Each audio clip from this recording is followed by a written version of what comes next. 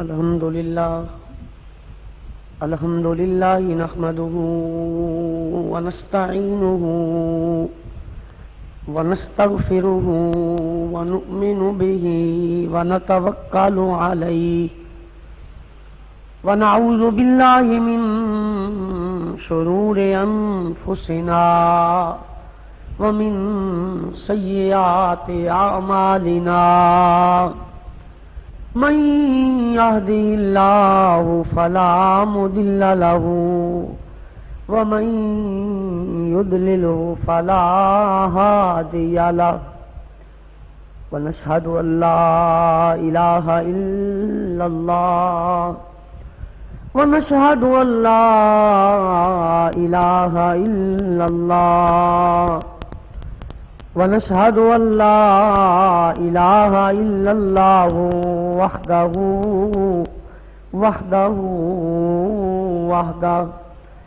لا شريك له ونشهد أن سيدنا وسندنا ونبينا ورسولنا وحبيبنا وحبيب ربنا ومحبوبنا ومحبوب ربنا وكريمنا وكريم ربنا ورؤوفنا ورؤوف ربنا ورحيمنا ورحيم ربنا ومأوانا وملجانا ومولانا وغوثنا وغياثنا ومغيثنا وعوننا ومعيننا وناصرنا ومنصورنا سيدنا محمدا عبده ورسوله أما بعد أعوذ بالله من الشيطان الرجيم بسم الله الرحمن الرحيم فإن الله هو مولاه وجبريل وصالح المؤمنين قال الله تبارك وتعالى في مقام آخر إنما وليكم الله ورسوله والذين آمنوا الذين يقيمون الصلاة ويؤتون الزكاة وهم راكعون أما بعد قال الله تبارك وتعالى في مقام آخر يا أيها النبي حسبك الله ومن اتبعك من المؤمنين آمنت بالله صدق الله مولانا العظيم وبلغنا رسوله النبي الكريم الأمين ونحن على ذلك لمن الشاهدين والشاكرين والحمد لله رب العالمین. یا من بدا جمالوں کا من کل ما بدا بادہ ہزار جان مقدس ترا فدا ما ان مدحت محمدم بمقالتی لیکن مدحت مقالتی بمحمدی.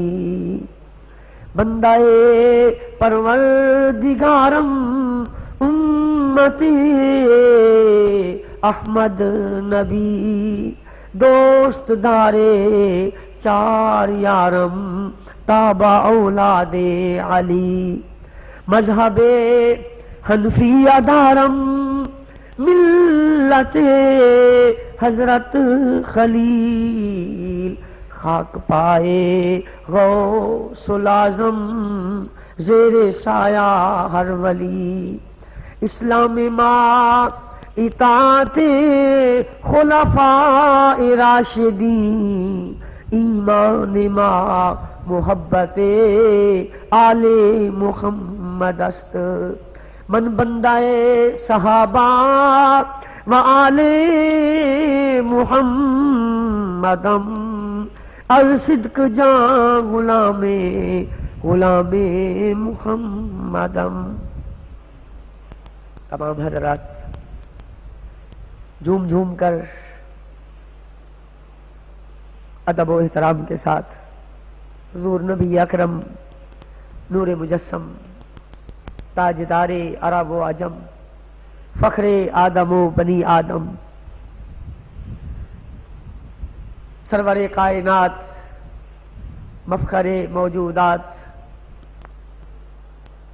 محبوب رب کائنات سید المرسلین رحمت للعالمین فخر الاولین والآخرین شفیع المذنبین سیاہ لامکاں جان عاشقاں محبوب شیریں دہنا رشک سرو کداں،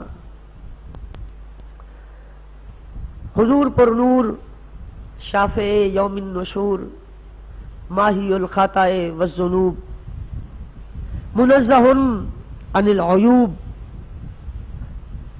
مطلع علی الغیوب، احمد مجتبیٰ شہ ہر دوسرا شب اسرا کے دلہا جناب محمد مصطفیٰ صلی اللہ علیہ وآلہ وسلم کی پاک بے عیب بے مثل بے مثال لا ریب لا شکا ذات اقدس اطہر اطیب ازکا مصطفیٰ پر درود و سلام کا ہدیہ پیش کیجیے۔ الصلاۃ والسلام علیکہ یا سیدی یا رسول اللہ، الصلاۃ والسلام علیکہ یا سیدی یا نبی اللہ، الصلاۃ والسلام علیکہ یا رحمت للعالمین وعلی آلک واصحابک یا خاتم النبیین۔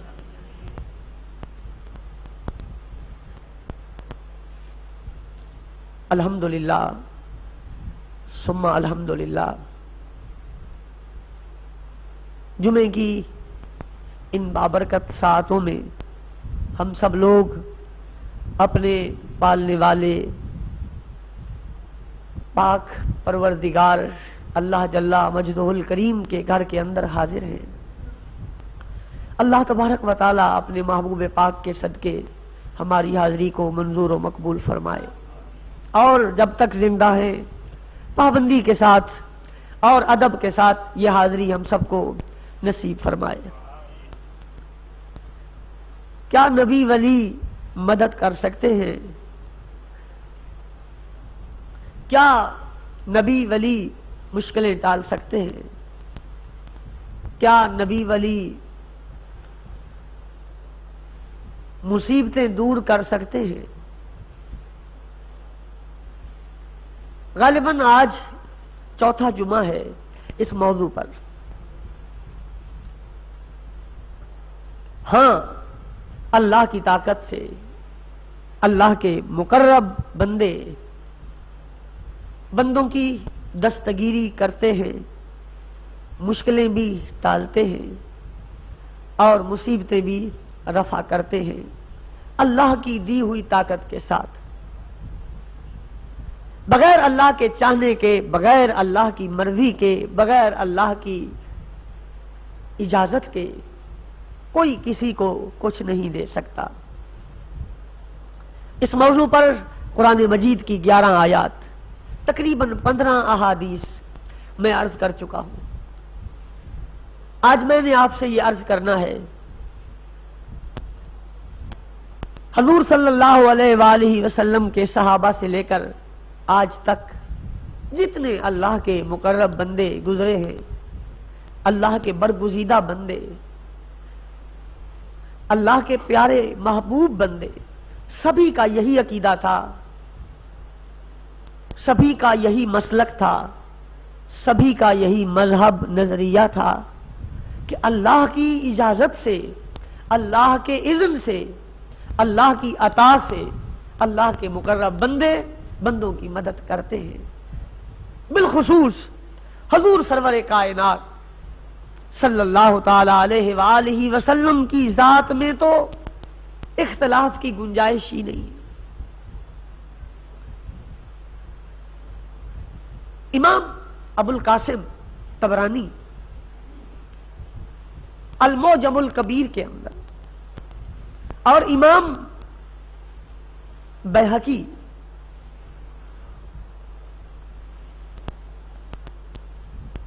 دلائل کے اندر نقل کرتے ہیں، حضور نبی اکرم صلی اللہ علیہ وآلہ وسلم حضرت بی بی میمونہ رضی اللہ تعالی عنہا کے گھر نماز تہجد کا وضو فرما رہے ہیں۔ اللہ ہمیں بھی نماز تہجد نصیب فرمائے۔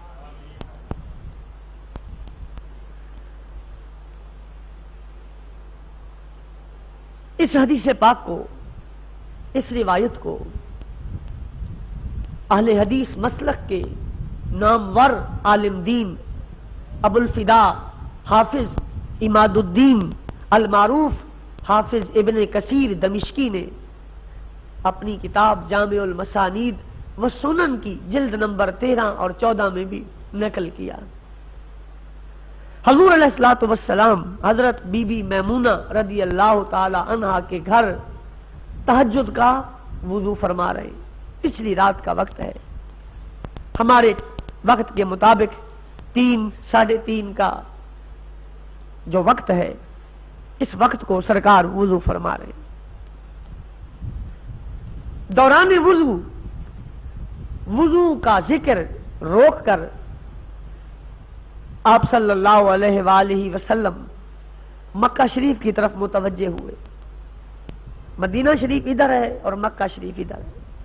سرکار مکہ شریف کی طرف متوجہ ہوئے اور آپ نے بآواز بلند فرمایا، لبیک لبیک لبیک، نصرتا نصرتا نصرتا، میں حاضر ہوں میں حاضر ہوں میں حاضر ہوں، تیری مدد کر دی گئی، تیری مدد کر دی گئی، تیری مدد کر دی گئی۔ حضرت ام المومنین سیدہ طیبہ طاہرہ میمونہ رضی اللہ تعالی عنہا نے حضور صلی اللہ علیہ وآلہ وسلم سے عرض کیا، یا رسول اللہ فداک ابی و امی، خلاف معمول آپ وضو کے دوران باتیں فرما رہے تھے اور کوئی بندہ بھی گھر میں موجود نہیں تھا۔ آپ صلی اللہ علیہ وآلہ وسلم نے مسکراتے ہوئے ارشاد فرمایا کہ تو تعجب نہ کر، واقعی گھر میں کوئی بندہ موجود نہیں تھا۔ ھذا راجز یستصرخنی بمکہ تھا، یہ راجز تھا، یہ میرا صحابی تھا، وہ غریب مسلمانوں کا مال لے کر مکے سے نکل رہا تھا، اسے ڈاکوؤں نے گھیر لیا، کافروں نے گھیر لیا، تو اس نے گھیرے کے دوران یا محمد پکارنا شروع کیا اور کہتا تھا، یا محمد یا محمد یا محمد انصر، اے محمد صلی اللہ علیہ وسلم میری مدد فرمائیے، اللہ کے لیے میری مدد فرمائیے۔ تو میں نے یہاں بیٹھ کر مدینہ طیبہ میں نے اپنے صحابی کی مدد کر دی اور میں نے ان کو یہی بیٹھ کر جواب بھی دے دیا اور میرا جواب بھی انہوں نے سن لیا۔ تو حضرت راجز صحابی ہیں، معتبر ترین حدیث کی کتابوں کے حوالے میں نے دیے، آپ ان حوالوں کو یاد رکھیے، اور جو اللہ کے نیک بندوں کی مدد کے قائل نہیں ان کو یہ حوالے کھول کے دکھائیے۔ جو بدبخت ہو، بد نصیب ہو، مقدر کا اندھا، الٹے بخت والا، وہ تو چہرہ مصطفیٰ کو دیکھ کر بھی ایمان نہیں لاتا، اور جس کے حصے میں ایمان ہو وہ دیوار پہ لکھا دیکھ کر ایمان لے آتا ہے، سن سنا کر بھی ایمان لے آتا ہے۔ سرکار کے سگے چچے ایمان نہ لائے، آج 1500 سال بیت جانے کے بعد مسلمانوں میں کچھ ایسے لوگ ہیں جو کہتے ہیں ہماری جان نبی پاک کے لیے لے لو، ہم اپنی جان دینے کے لیے تیار ہیں. تو ہدایت کا تعلق قسمت کے ساتھ ہے، تقدیر کے ساتھ ہے. لیکن مجھے امید ہے دلائل کو سن کر کوئی یہ نہیں کہے گا کہ اللہ کے نبی اور اللہ کے ولی مدد نہیں کر سکتے. اسی امام طبرانی نے المعجم الکبیر کے اندر، ہاں میں عرض کر رہا تھا حضرت راجح صحابی ہیں. جتنے بھی مسلمانوں کے فرقے ہیں اس بات پر سب متفق ہیں کہ عقیدہ بھی صحابی کا تمام امت سے صحیح ہوتا ہے اور عمل بھی صحابی کا تمام امت سے صحیح ہوتا ہے. اس کا عقیدہ بھی کھرا اور اس کا عمل بھی کھرا ہوتا ہے. یہی وجہ ہے کہ اللہ نے قرآن پاک میں ارشاد فرمایا اگر تم ایمان لانا چاہتے ہو تو ایسے ایمان لے آؤ جیسے میرے مصطفیٰ کے صحابہ ایمان لے آئے. ان کا ایمان اتنا کھرا ہے، اتنا مضبوط، اتنا مستحکم ہے، اتنا صاف و شفاف ہے کہ اللہ کو بھی نبی پاک کے یاروں کا ایمان پسند آیا اور فرمایا کہ جو یہ چاہے کہ میرا ایمان اللہ کو پسند آئے وہ پھر میرے محبوب کے یاروں کی طرح ایمان لے آئے. تو صحابہ کا ایمان یہ ہے کہ وہ دور سے نبی پاک کو پکارتے ہیں اور یہ سمجھ کر، یہ سوچ کر پکارتے ہیں کہ میری پکار کو میرے نبی سن رہے ہیں. اور سرکار دو عالم صلی اللہ علیہ وسلم بھی ان کی پکار کو سن کر ان کی مدد فرماتے ہیں. امام طبرانی نے المعجم الکبیر میں لکھا حضرت امیر معاویہ رضی اللہ تعالیٰ عنہ. ملا علی قاری نے بھی لکھا مرکات شرح مشکات میں. امام عینی نے عمدۃ القاری شرح بخاری میں لکھا اور امام ابن اسیر جزری نے الاصابہ فی معرفت الصحابہ کے اندر یہ 4 حوالے میں نے دیے ہیں. اور 5واں حوالہ اسد الغابہ فی معرفت الصحابہ امام ابن حجر اسقلانی نے بھی لکھا ہے. امیر معاویہ رضی اللہ تعالیٰ عنہ جب فوت ہونے لگے ان کے پاس نبی پاک صلی اللہ علیہ وآلہ وسلم کی ایک چادر مبارک تھی. یہ وہ چادر تھی جو آپ بطور لنگی باندھتے تھے، بطور لاچا، جس کو آپ تہبند کہہ لیں. سرکار یہ چادر بڑی خوبصورت تھی، اس کے کنارے ریشم کے ساتھ بنے ہوئے تھے اور ایک انصاری بی بی نے اپنے ہاتھوں سے یہ چادر تیار کر کے سرکار کی خدمت میں پیش کی. یا رسول اللہ آپ اسے پہنیے تاکہ میرے لیے خوشی کا باعث ہو. آپ پہن کر نماز پڑھانے آئے ہی تھے کہ ایک بندے کا دل للچایا اور اس نے کہا یا رسول اللہ کتنی پیاری چادر ہے، اگر یہ مہربانی فرما کے ہمیں دے دو تو بڑی بات ہے. آپ صلی اللہ علیہ وسلم نے فرمایا ضرور میں تجھے پہناؤں گا. آپ اندر گئے، آپ دوسرا تہبند اوڑھ کر اس چادر کو لپیٹ کر لے آئے. صحابہ اس کو لان تان کرنے لگے، ملامت کرنے لگے کہ سرکار پہلی دفعہ پہن کے آئے تھے اور تم کی تو ضرورت نہیں تھی. میں نہ بھوکا ہوں، نہ ننگا، نہ مفلس، نہ کلاش، نہ بھیکاری، نہ منگتا. ہاں اتنی بات ضرور ہے، میرا عقیدہ ہے کہ یہ چادر نبی پاک کے بدن کو لگی ہے، جب یہ میرے بدن کو لگے گی تو میرے بدن پر جہنم کی آگ حرام ہو جائے گی. یہ چادر پھرتی پھراتی امیر معاویہ کے پاس پہنچی. امیر معاویہ نے 20,000 چاندی کے روپے دے کر یہ چادر حاصل کی. جب فوت ہونے لگے تو وصیت کی کہ مجھے اس چادر کے اندر کفن دینا. ایک روایت میں ہے یہ چادر میرے سینے کے اوپر رکھ دینا. اور کچھ نبی پاک کے ناخن ہیں جو سرکار کے آخری حج کے موقع پر میں نے آپ سے حاصل کیے تھے، حجۃ الوداع کے موقع پر. اور کچھ بال ہیں جو میں نے حجامت کی تھی تو میں نے کچھ بال آپ کے رکھ لیے تھے آپ سے اجازت لے کر. آج اگر معاویہ کو کوئی شے بچائے گی تو وہ نبی پاک کی یہ نسبتیں ہیں. میں ان نسبتوں سے اللہ کی دربار کے اندر وسیلہ پیش کروں گا اور مجھے امید ہے کہ اللہ اپنے محبوب کی ان نسبتوں کی قدر کرتے ہوئے معاویہ سے درگزر کرے گا اور معاویہ کو بخش دے۔ حضرت معاویہ صحابی ہے، کاتب وحی ہے، نبی پاک کے سالے ہیں اور مسلمانوں کے چھٹے بادشاہ ہیں، قسطنطنیہ کے فاتح ہیں، جن کے بارے میں نبی پاک نے بشارت دی تھی، اول جیش من امتی یغزون کیسر مغفور لہم، میری امت کا پہلا لشکر جو کیسر کے شہر پہ حملہ کرے گا اور کیسر کے شہر کو فتح کرے گا، ان کی جنت کی ضمانت میں مصطفیٰ دیتا ہوں۔ ام حرام بنت ملحان صحابیہ کہنے لگی یا رسول اللہ مجھے بھی ان لوگوں میں شامل کر دو، جو اس وقت حملہ کریں گے مجھے بھی ان لوگوں میں شامل کر دو۔ قربان جاؤں، حملہ تو آدھی صدی بعد ہونا تھا، سرکار آدھی صدی پہلے فرما رہے تھے۔ صحابیہ کا یہ عقیدہ ہے کہ نبی لمبی زندگی دے سکتا ہے، اگر لمبی نہیں تو لمبی کرا سکتا ہے، اس لیے عرض کرتی ہے یا رسول اللہ مجھے بھی اس لشکر میں شامل کر دو۔ یہ ایک انداز تھا مانگنے کا کہ عمر لمبی دے دو، عمر لمبی دے دو۔ ایک بڑی آتی نا تو پیر صاحب بڑے کرنی والے تھے، کامل تھے، ولی کامل تھے، تو جب موج میں آئے تو مریدنی کو کہا تو نے جو مانگنا ہے تو مانگ لے۔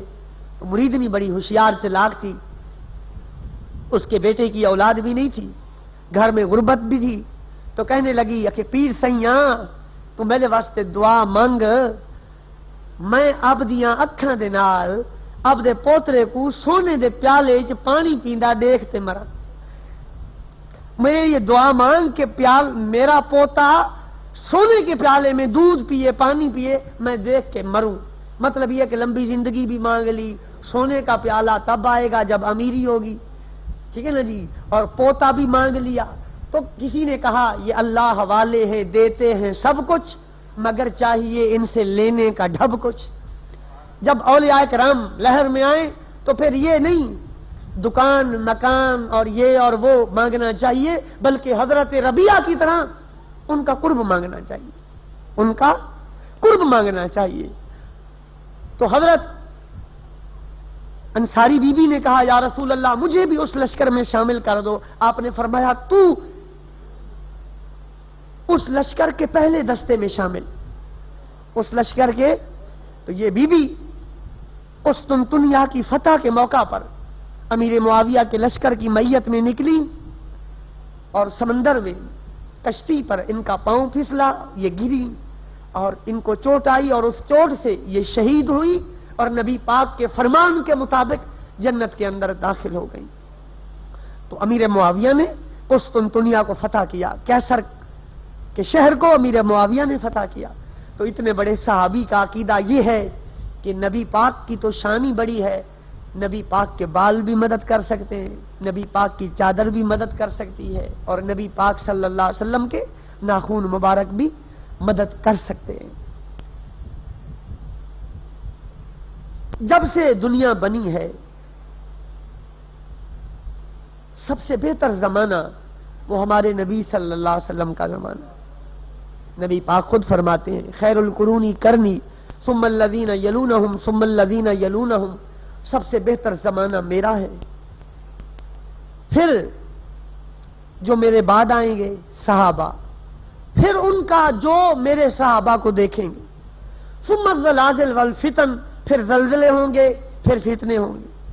آئیے ذرا ہم اس مسئلے کو اس حدیث کی روشنی میں حل کرتے ہیں کہ مدد مانگنا نبی پاک کے زمانے میں یہ رواج تھا، صحابہ کے زمانے میں یہ رواج تھا، اور تابعین کے زمانے میں یہ رواج تھا۔ سرکار دو عالم نور مجسم صلی اللہ تعالی علیہ وآلہ وسلم کے زمانے کی میں نے آپ کو کئی مثالیں دی ہیں، صحابہ نے آپ سے مدد مانگی، بے شمار موقعوں پر مدد مانگی۔ رہا صحابہ کا زمانہ، تو صحابہ کے زمانے میں پہلا زمانہ حضرت صدیق اکبر کا ہے۔ آپ نے 2 سال خلافت کی، تو آپ نے اپنے دور خلافت میں حضور نبی اکرم صلی اللہ علیہ وسلم سے مدد مانگنے کا خود حکم فرمایا۔ جب آپ فوت ہوئے تو حضرت علی سے کہا کہ سرکار کے روضہ پاک پہ میری لاش کو رکھ دینا اور سرکار سے پوچھنا یا رسول اللہ ابو بکر کو اندر دفن کر دیں، اگر آپ اجازت دے دیں تو دفن کر دینا، ورنہ نہ کرنا۔ تو یہ ایک قسم کی مدد ہے نبی پاک صلی اللہ علیہ وسلم کی، جو آپ نے ابو بکر صدیق کی اور ان کو روضہ پاک کے اندر دفن کیا۔ ان کے دور کے اندر جنگ یمامہ ہوئی، ایک جھوٹے نبوت کے دعوے دار نے نبوت کا دعویٰ کیا، حضرت خالد بن ولید کو حضرت صدیق اکبر نے بھیجا، بڑی شدت کی لڑائی ہوئی، حتیٰ کہ 700 قرآن کے حافظ اس جنگ میں شہید ہوئے۔ آئے دن ہزاروں کی تعداد میں صفیں بچھ جاتی دونوں طرف سے۔ مسئلہ یہ تھا کہ جو دشمن تھا جھوٹا نبوت کا دعوے دار، اس کی فوج جب نعرہ لگاتی تھی تو اللہ اکبر کہتے تھے۔ حافظ ابن کثیر نے، جو بہت بڑا مورخ ہے، اس نے البدایہ والنہایہ کے اندر لکھا کہ وہ بھی نعرہ تکبیر لگاتے تھے اور صحابہ کرام بھی نعرہ تکبیر لگاتے تھے۔ حضرت خالد نے پریشان ہو کر امیر المومنین حضرت ابو بکر کو لکھ بھیجا کہ صورتحال سمجھ سے باہر ہے، آئے دن ہزاروں صحابہ شہید ہوتے ہیں اور کوئی تو اپنے ہاتھوں سے اپنے مسلمانوں کو مارتے ہیں۔ تو حضرت صدیق اکبر نے کہا نبی پاک کے دربار میں فریاد کر کے دشمن پہ حملہ کرو، نبی پاک کے دربار میں فریاد کر کے، ہر بندے کی زبان پہ نبی پاک کا نام ہو۔ تو ابن کثیر نے لکھا ینادونا یا محمد ہو۔ اب جب صحابہ نے پہلے دن حملہ کیا تو بلند آواز سے کہا یا محمد ہو۔ عربی لغت میں دیکھو اس کا معنی اے محمد ہماری مدد کیجئے۔ تو نبی پاک کی وفات کے بعد، آپ کے انتقال کے بعد، حضرت صدیق اکبر کے دور میں تمام صحابہ نے بلند آواز سے یا محمد آہو پکارا، نبی پاک سے مدد مانگی، اور اس مدد مانگنے کی برکت تھی کہ اسی دن اللہ نے مسلمانوں کو فتح عطا فرمائی۔ 11 حدیث کی کتابوں کے اندر یہ روایت موجود ہے جو اب میں بیان کرنے لگا ہوں۔ امام بہقی، امام طبرانی نے لکھا، وہابیوں کے چوٹی کے امام حافظ ابن تیمیہ نے آج سے 800 سال پہلے لکھا کہ حضرت عمر کے دور خلافت میں جب بارش نہ آئی 3 سال اور لوگ ہڈیوں کھانے تک مجبور ہو گئے، تو ایک صحابی جن کا نام بلال بن حارث مازانی تھا، بلال بن حارث مازانی، مدانی نہیں مازانی تھا، وہ رات کو تہجد پڑھ کے سرکار کی بارگاہ میں آئے تو اپنے دونوں ہاتھوں سے نبی پاک کی قبر پاک کو بغل کے اندر لے لیا، جیسے کوئی بندہ کسی کو گلے ملتا ہے، گلے لگا لیا، بہت روئے۔ وہ نبی پاک کی قبر کو بت سمجھتے تھے، کوئی بتوں کو بھی بغل میں لے کے روتا ہے۔ محمد بن عبد الوہاب نجدی نے کہا اوضح البراہین میں ایک بت کو کیوں پوجا جاتا ہے، مطلب یہ ہے کہ سرکار کے روضے پہ لوگ کیوں جاتے ہیں، کعبے کیوں نہیں جاتے۔ آج لوگ کہتے ہیں مولوی لڑتے ہیں، جو بندہ یہ بات کرتا ہے وہ پرلے درجے کا بے غیرت، وہ دین سے دور اور انتہائی ہٹ درم انسان ہے۔ جھگڑا ہے تو نبی پاک کی عزت کا ہے، ہم لوگوں سے اس لیے لڑتے ہیں کہ وہ ہمارے نبی کی عزت کریں، ہم اپنے نبی کی گستاخی توہین کو برداشت نہیں کرتے، ہم اپنے نبی کی قبر انور کو بت کہنا، سننا، لکھنا برداشت نہیں کر سکتے، یہ ہمارا جھگڑا ہے۔ اگر میرے ساتھ کوئی نہیں چلتا وہ پھر کسی اور کا کلمہ پڑھے، جس کے نزدیک نبی کی قبر بت ہے وہ کسی اور نبی کا کلمہ پڑھے، وہ اپنے نبی کا کلمہ نہ، جبکہ میرے نبی فرما چکے مومن کی قبر جنت کا باغ ہے۔ جب مومن کی قبر جنت کا باغ ہے تو پھر سید الانبیاء کی قبر کو بت کہنے والا کون بدبخت ہو سکتا ہے۔ قبر کو گلے لگایا، روئے، جب رو کر تھک گئے تو کریموں نے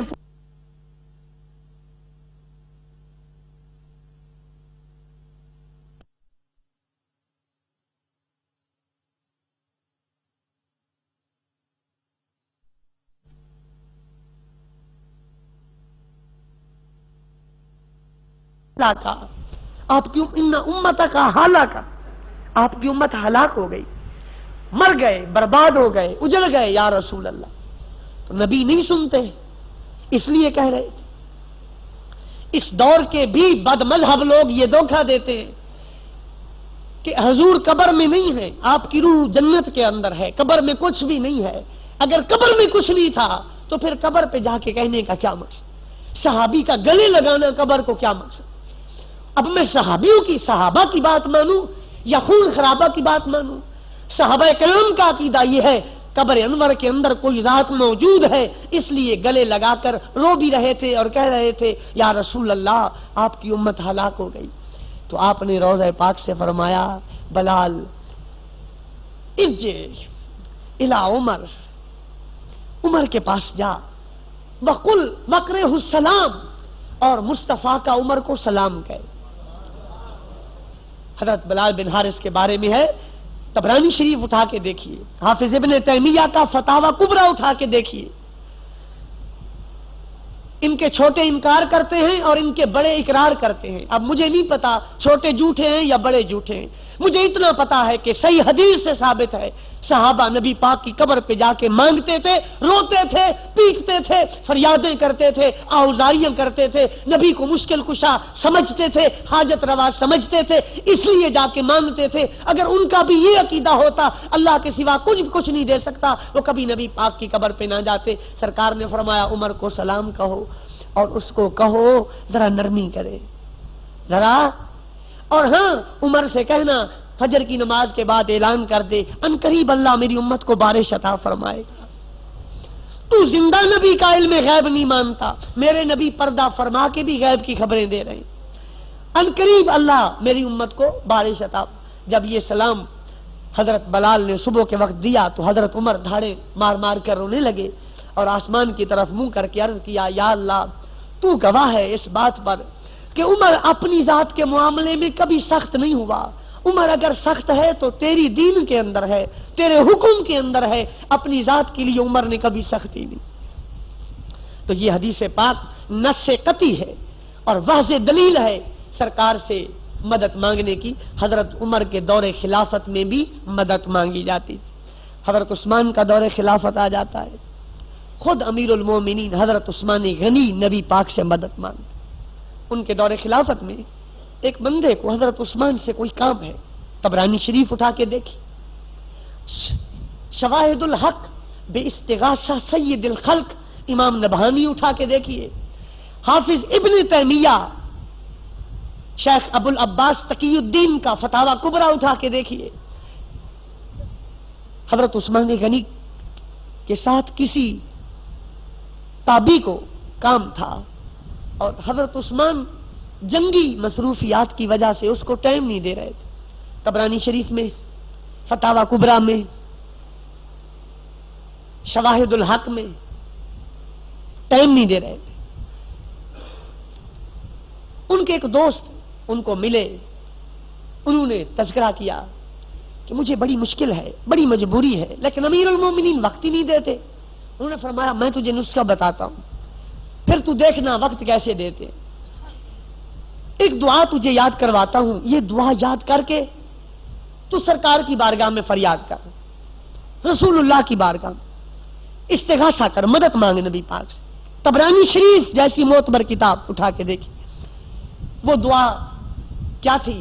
اللہم انی اسالک واتوجہ الیک بنبیک محمد النبی الرحمت ویا محمد صلی اللہ علیہ وسلم انی توجہت بک الی ربی فی حاجتی ہذی لیقضی لی اللہم فشفع فی. یہ ابن ماجہ کی حدیث پاک. یہ دعا مانگی. اس صحابی نے دعا مانگی، دعا مانگ کے رات کو سو گیا. فجر کو اٹھتے ہی نماز فجر سے فارغ ہو کر، اشراق چاشت سے فارغ ہو کر سیدھا حضرت عثمان کے پاس گیا. پہلے تو دھتکارا جاتا تھا اور کوئی دربان قریب بھی نہیں جانے دیتے تھے. دربان سے مراد وہاں جو صحابہ موجود ہوتے تھے. دربان سب سے پہلے امیر معاویہ نے رکھا ہے. امیر معاویہ سے پہلے چوکیدار نہیں ہوتے تھے دروازوں پر، خلفاء نے دروازوں پہ چوکیدار نہیں رکھے. پہلے تو لوگ ملنے نہیں دیتے تھے. اب ہوا یہ کہ غلام باہر دروازے پہ انتظار میں بیٹھا تھا. آنے والے کا نام پوچھا، اس نے نام بتایا تو کہا اللہ کے بندے تو نے دیر کی، امیر المومنین فجر پڑھ کے تیرے انتظار میں. جن کو وقت نہیں ملتا تھا جب مدد مانگی اللہ کے بعد سب سے بڑے مددگار سے، تو پھر امیر المومنین کو ساری رات نیند نہ آئی ہوگی۔ جب سے اس نے فریاد کی ہوگی تب سے سرکار نے فرما دیا ہوگا عثمان ہمارا ہے، خیال رکھو۔ تو جب وہ حاضر ہوا، اس کی خواہش پوچھی، تمنا پوچھی، اس کی ضرورت کو پورا کیا، وہ شاداں شاداں واپس لوٹا۔ حضرت عثمان بن حنیف کے پاس آیا، کہنے لگا یار تیری بڑی مہربانی، جو بڑے عرصے سے میرا کام اٹا ہوا تھا وہ تو نے حل کرا دیا۔ حضرت عثمان ابن حنیف نے کہا میرا تو کوئی احسان نہیں، اور نہ میرے کوئی حضرت عثمان سے تعلقات ہیں کہ میں نے ان کو کوئی رکا لکھا ہو، میں نے کوئی پیغام بھیجا ہو۔ بات اتنی ہے کہ میں بھی ان لوگوں میں موجود تھا جب ایک اندھا آیا تھا اور کہتا تھا مجھے آنکھیں چاہیے یا رسول اللہ۔ آپ نے اس نابینے کو جب یہ دعا سکھائی تھی ہماری آنکھوں کے سامنے، ابھی وہ کھڑا نہیں ہوا تھا، اس کی آنکھیں پہلے روشن ہو گئی۔ کیا حدیث کے دعوے دار جو آج حدیث حدیث کرتے ہیں بات بات پہ، کیا ابن ماجہ کی یہ حدیث ان کو نظر نہیں آتی؟ کیا یہودیوں کی عادت نہیں چھوڑیں گے لوگ؟ کیا یہودیوں کی راہ پہ چلنا نہیں چھوڑیں گے؟ ان حدیثوں کو پڑھ کے بھی کہتے ہیں نبی کچھ نہیں کر سکتے، ولی کچھ نہیں کر سکتے۔ تو اس حدیث کے واضح لفظ یہ ہیں، یا اللہ میں تجھ سے مانگتا ہوں صدقہ محمد کا صلی اللہ علیہ وسلم، اور اے مصطفیٰ میں تجھ سے مانگتا ہوں صدقہ رب العلا۔ اس حدیث میں اللہ سے بھی مانگ رہا ہے اور نبی پاک سے بھی مانگ رہا ہے۔ اگر مانگنا اللہ کے علاوہ کسی سے ناجائز ہوتا تو سرکار نبی نے کو ایسی دعا ارشاد نہ فرماتے۔ تو یہ حضرت عثمان کا دور خلافت ہے۔ ان کی اپنی بات سنیے، کنز الامال، المعجم الکبیر 2، جامع المسانید والسنن 3، تاریخ دمشق الکبیر 4، عمدۃ القاری شرح بخاری 5، فتح الباری شرح بخاری 6، مرقات شرح مشکات 8، اس ابن تیمیہ کا فتاوی کبریٰ 9۔ یہ کتابیں اٹھا کے دیکھیے۔ حضرت عثمان غنی کا پانی بند ہے۔ شہادت کی رات، صبح کے ٹائم شہادت ہونی تھی، سرکار آئے خواب میں، ارشاد فرمایا عثمان تمہیں تکلیف ہے؟ ہاں یا رسول اللہ۔ معلوم ہوتا ہے نا، نبی باخبر ہوتا ہے، نبی کو اپنی امتیوں کی، ہاں بندہ مٹ جائے نہ آقا پہ وہ بندہ کیا ہے، بے خبر ہو جو غلاموں سے وہ آقا کیا ہے۔ عثمان تجھے پیاس بھی لگی ہوئی ہے، اب یہ دل کا معاملہ ہے، میں بھوکا ہوں یا پیاسا آپ کو تو پتہ نہیں ہے، جب گلاس منگواؤں گا تو آپ کو احساس ہوگا مجھے پیاس لگی ہوئی ہے۔ عرض کیا ہاں یا رسول اللہ، فرمایا میں تیرے لیے جنت سے پانی لایا ہوں، پی لے۔ کنز الامال اٹھا کے دیکھو، یہ میں نے تقریباً 9 حدیث کی کتابوں کے حوالے پانی پلا دیا۔ پھر فرمایا عثمان کیا چاہتے ہو؟ یا رسول اللہ میں ان لوگوں سے بڑا تنگ ہوں، مجھے اپنے پاس بلا لیجئے۔ فرمایا کل روزہ جنت میں اکٹھے کھولے۔ مدد بھی مانگی اور مددگار نبی نے مدد کر بھی دی، آنے والے دن میں روزہ مصطفیٰ کے ساتھ جا کے کھولے۔ حضرت علی مرتضیٰ مشکل کشا شیر خدا رضی اللہ عنہ کا دور خلافت ہے، اور اس دور خلافت میں جو واقعہ حضرت عثمان کے ساتھ پیش آیا تھا بعین ہی وہی واقعہ حضرت علی کے ساتھ بھی پیش آیا۔ آپ کی شہادت رمضان شریف میں ہوئی، سرکار آئے تو عرض کیا یا رسول اللہ میری فریاد ہے آپ سے۔ آپ نے فرمایا کہو۔ یا رسول اللہ امت نے مجھے بڑے دکھ دیے، اب آپ مجھے اپنے پاس بلا لو۔ فرمایا کل روزہ اکٹھے کھولیں گے جنت۔ تو حضرت علی مرتضیٰ نے سرکار سے جنت مانگی وفات کے لیے، تو سرکار نے جیسا فرمایا ویسا ہی ہوا۔ 2 دن نہ گزرے بلکہ کل کا دن جو تھا اسی طرح حضرت علی شیر خدا کی شہادت ہوئی۔ یہ میرے مصطفیٰ کی مدد ہے، اور یہ صحابہ ہیں جو اس امت کے سب سے زیادہ نیک اور پاک لوگ ہیں۔ مشکات شریف باب الکرامات میں، اور امام بہقی نے دلائل النبوت میں، اور طبرانی نے المعجم الکبیر میں، حافظ ابن کثیر نے جامع المسانید میں لکھا کہ حضرت سفینہ رضی اللہ عنہ حضرت عمر کے دور خلافت میں جب روم پر حملہ ہوا، یہ پکڑے گئے، عیسائیوں کے ہاتھوں گرفتار ہو گئے۔ رات کے کسی حصے میں بھاگنے میں کامیاب ہو گئے، جنگل ہے، آس پاس عجیب و غریب آوازیں آتی ہیں، دشمن کا خوف ہے، رات کا اندھیرا ہے، کیا دیکھتے ہیں؟ سامنے جنگل کا شیر منہ کھول کر آپ کو لقمہ بنانے کے لیے کھڑا ہوا ہے۔ اٹھا کے دیکھیے مشکات شریف۔ اب ایسے عالم میں قرآن کہتا ہے جب مشرک لوگ دریا کا سفر کرتے ہیں اور ان کی کشتی کو موجیں گھیر لیتی ہیں، اب وہ اللہ کو پکارتی، اب وہ تو جب بندہ گر جائے تو مشرک بھی رب کو پکارتا ہے۔ سفینہ سے پوچھو تو نے کس کو پکارا، صحابی رسول سے پوچھئے آپ نے کس کو پکارا، یا پھر حدیثیں پڑھ لیجئے تاکہ مسئلہ واضح ہو جائے۔ حضرت سفینہ رضی اللہ تعالیٰ عنہ کہتے ہیں یا ابا الحارث، مجھے پتا ہے تو جنگل کا بادشاہ ہے، اے جنگل کے بادشاہ، اے جانوروں کے بادشاہ، میں ساری کائنات کے بادشاہ کا غلام ہوں۔ یا ابا الحارث انا مولا رسول اللہ صلی اللہ علیہ وسلم، اپنا تعارف یوں کروا رہے ہیں، خبردار میرے قریب نہ آنا، میں محمد الرسول اللہ کا غلام۔ یہ نبی پاک صلی اللہ علیہ وسلم کے لیے لکڑیاں اکٹھی کر کے لاتے تھے، آپ کے خادم تھے، نوکر تھے، اور جب پھنس گئے شیر کے سامنے تو یاد کیا اپنے نبی کو، حوالہ دیا اپنے نبی کا، اور یہی مدد ہے نبی پاک صلی اللہ علیہ وآلہ وسلم۔ اب جب سرکار کا نام لیا تو مشکات شریف میں ہے اس شیر نے اپنا سر، اپنا منہ حضرت سفینہ کے قدموں پہ رکھ دیا اور پھر جھک گیا، حتیٰ کہ ایک روایت میں حضرت سفینہ اوپر چڑھ بیٹھے اور خوب دوڑا، حتیٰ کہ عرب کی سرحد پہ آ کے سر جھکا کے سلام نیاز عرض کر کے آپ کو اتار دیا۔ ایک روایت میں ہے حضرت سفینہ بھی پیدل چلے، یہ شیر بھی پیدل چلا، کبھی دائیں، اگر بائیں طرف سے آواز آتی تو بائیں دوڑتا، پیچھے سے آواز آتی تو پیچھے دوڑتا، آگے سے آواز آتی تو آگے دوڑتا، گویا کہ نبی پاک کے غلام کی حفاظت کر رہا ہے، سرکار کے غلام کا پہرا دے رہا ہے، تو سرکار مدد کرتے ہیں۔ یہ آپ کے صحابہ کرام کے حالات ہیں، ان کے نظریات ہیں، انہوں نے مشکل اوقات میں حضور نبی اکرم صلی اللہ علیہ وسلم سے مدد مانگی۔ سرکار کا تو مقام ہی بڑا اونچا ہے۔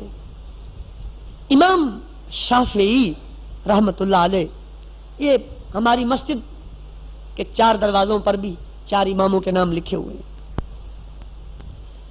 امام شافعی یہ امام احمد بن حنبل کے استاد ہیں، اور امام احمد بن حنبل امام بخاری کے استاد ہیں۔ تو امام بخاری حدیث کا بہت بڑا امام مانا جاتا ہے، حتیٰ کہ لوگ امام بخاری کی کتاب کو لے کر بڑی بڑی باتیں کرتے ہیں، رفع یدین کی وغیرہ وغیرہ وغیرہ،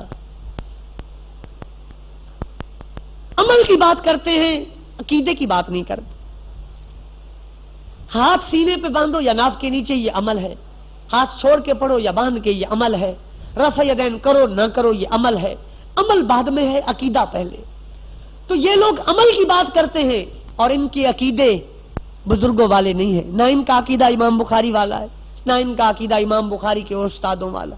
امام بخاری کے دادا استاد نے خواب دیکھا مصر کے اندر، ایک روایت میں ہے جاگتے ہوئے دیکھا مصر میں کہ بغداد کی جیل میں امام احمد بن حنبل ڈھکے ہوئے ہیں، ان کے شاگرد امام شافعی کے شاگرد ڈھکے ہوئے ہیں، بند ہیں، اور جیل کے اندر نبی پاک تشریف لے آئے۔ آپ آئے تو آپ نے فرمایا احمد مجھے وہ جگہ دکھا جس جگہ پر میری وجہ سے تجھے کوڑے مارے گئے۔ تو امام احمد روتے ہوئے عرض کر رہے ہیں یا رسول اللہ یہ جگہ ہے، یا رسول اللہ یہ جگہ ہے، جہاں انگلی رکھتے ہیں وہیں سرکار بوسہ دیتے۔ مرکات شرح مشکات کا مقدمہ اٹھا کے دیکھ لیجئے، فیصلہ خود کر لیجئے، سرکار وہاں بوسہ دیتے۔ امام شافعی کانپ اٹھے اپنے شاگرد کا مقام دیکھ کر۔ استاد تو استاد وہی کرتے ہیں، کچھ شاگرد بھی ایسے ہوتے ہیں استاد راتوں کو رو رو کر کہتے ہیں یا اللہ مجھے اس شاگرد کی وجہ سے بخش دے۔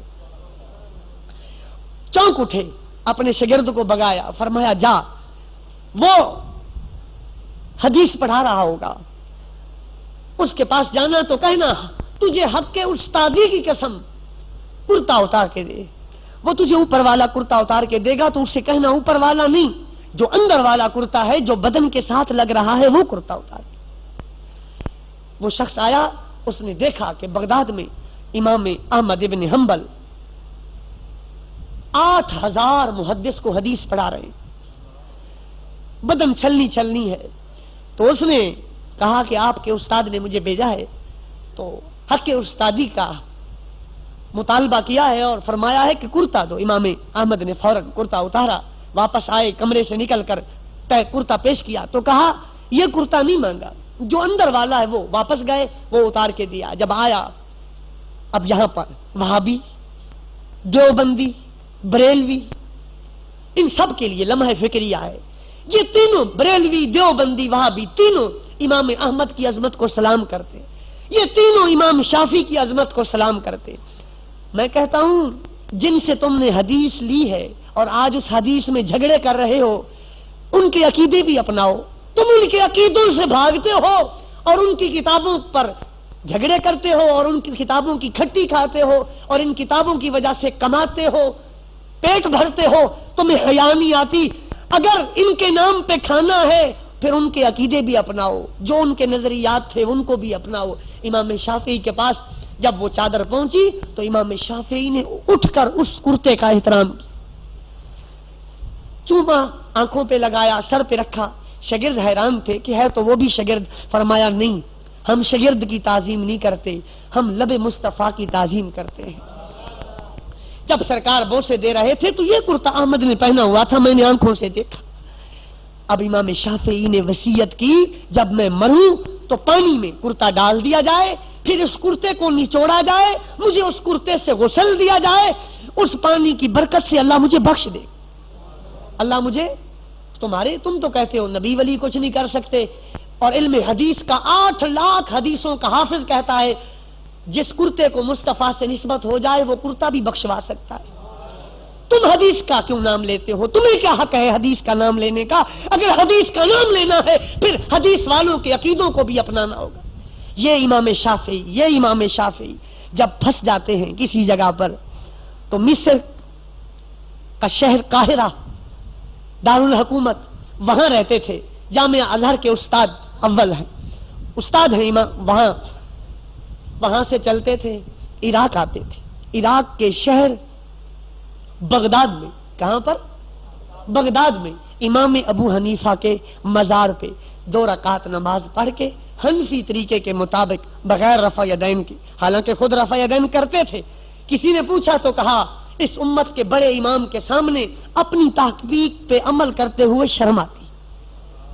اس امت کے بڑے امام کے سامنے اپنی تحقیق پہ عمل کرتے ہوئے حیا آتی ہے. بغیر رفع یدین کے 2 رکعت نماز پڑھتے اور ان 2 رکعتوں کا ثواب امام ابو حنیفہ کی روح کو بخشتے اور کہتے اے امام زمانہ، اے وقت کا بڑا امام، میری مشکل حل کیجیے.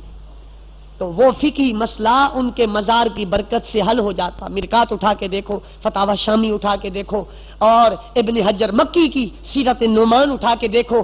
علامہ شبلی نعمانی جو ہندوستان کا بہت بڑا رائٹر ہے اہل حدیث مسلک کا، اس کی کتاب النعمان اٹھا کے دیکھو.